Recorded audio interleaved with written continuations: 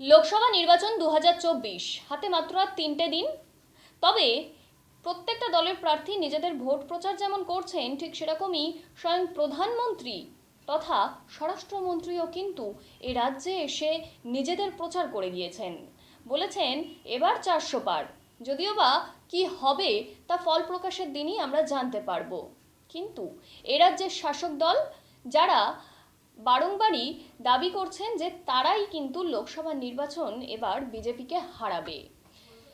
এইবার লোকসভা নির্বাচনে ঠিক তাদের বিরুদ্ধে ঘটে যাওয়া রোজ ভ্যালি কাণ্ডের পুনরুত্থান হলো আবার, আর সেটা করলো তাপস রায়। যে তাপস রায় তৃণমূল ছেড়ে লোকসভা নির্বাচন 2024-এ বিজেপিতে যোগদান করলেন, তিনি এবার সাংবাদিকদের মুখোমুখি হয়ে রোজভ্যালি এবং সুদীপ বন্দ্যোপাধ্যায়ের ব্যাপারে মন্তব্য করলেন। কি বললেন শুনে নিন। প্রচারের প্রক্রিয়া চলছে আর কিছুদিন পর ইলেকশন। আপনার কি মনে হচ্ছে যে উত্তর কলকাতার সুদীপ ব্যানার্জি যেরকম পোটেনশিয়াল নিয়ে শুরু করেছিলেন, সেই জায়গা থেকে প্রচার যত এগোচ্ছে? সে আমি জানি না, ওর কোনো পোটেনশিয়ালিটি কোনোদিন ছিল না। তুমি আবার পোটেনশিয়াল বলছো। ওর আবার পোটেনশিয়ালিটি, ও হচ্ছে একজন প্যারাজাইট পলিটিশিয়ান।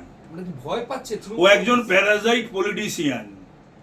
একে ধরে তাকে ধরে, ওর ধুতির খুঁট, এর শাড়ির খুঁট, এর ঘাড়ে, এর মাথায়, এর কাঁধে, এর পিঠে চড়ে পলিটিক্স করেছে।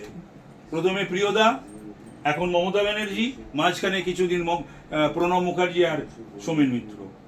ব্যক্তিগত জীবনে কোনো আন্দোলনের প্রয়াস, জীবনের প্রথম পদ যদি কারুর, ওই অত অল্প বয়সে আবার গর্ব করে বলে জীবনের প্রথম পদ কখনো যুব কংগ্রেসের সভাপতি হয়? হতে পারে। কোনো হুমকি টুমকি নেই। যেটা করছে সেরকম যদি করে সব জায়গায়, তো ওদের তো নিয়ন্ত্রণে নেই। ওদের ওই গুন্ডাগুলো আর দুর্বৃত্ত আর দুষ্কৃতীরা তো ওদের গুন্ডাই নয়, সব তো ওই শাহজাহান, উত্তম আর ওই জয়, শেখ শাহজাহান, উত্তম সর্দার আর শিবু হাজরা বা এই গোছের।